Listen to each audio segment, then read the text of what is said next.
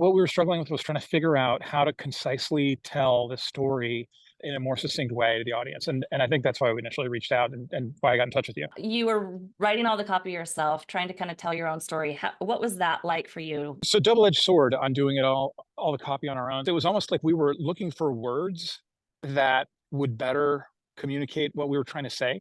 And what we came to realize was it wasn't the words or interchanging words. It was actually we needed somebody with fresh eyes to look at this and hear what we were saying and put it into the context of a first-time reader, listener. Yeah, that I think that's the biggest challenge is you just get too close to it and you can't see anymore. You can't hear anymore what it sounds like the first time. It actually even opens the door to some self-doubt. It's almost like you're second guessing. That's really what it came down to. Really started second guessing what we were trying to say. That makes sense. And for a lot of my clients, they end up tweaking, fine tuning, which is part of that second guessing, but it also becomes really time consuming, and it's not the Yeah. best use of your time, obviously. Yeah. After the process, having the copy, having the words, having the language, it was something that we could not just rally around it, but it actually became a really powerful tool for us. Yeah, we revisited our business plan, we revisited our mission, we revisited our vision.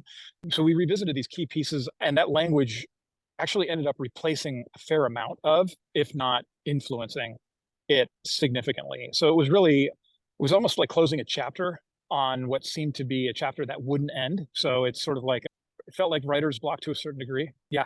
And it was really nice to kind of, okay, that now we really have a sense of where this is going and the value that it provides. The biggest effect was the easiest way to describe the effect that it had was people lifted their heads up. The team was able to kind of lift their heads up, and you saw the sort of eyes lift up, and the things that they had been delaying could finally move forward. So it was definitely a sense of relief as well as a sense of that's it.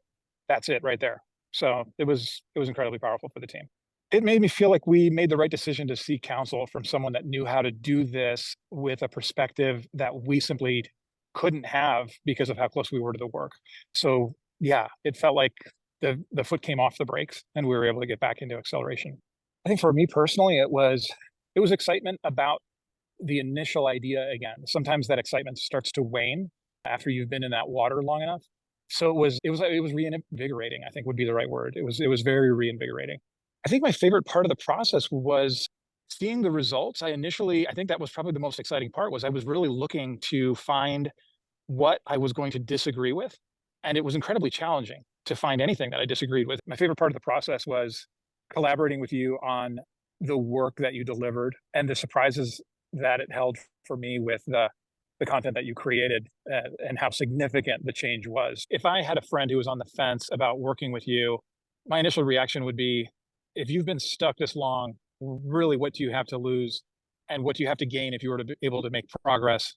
I feel it would be really valuable.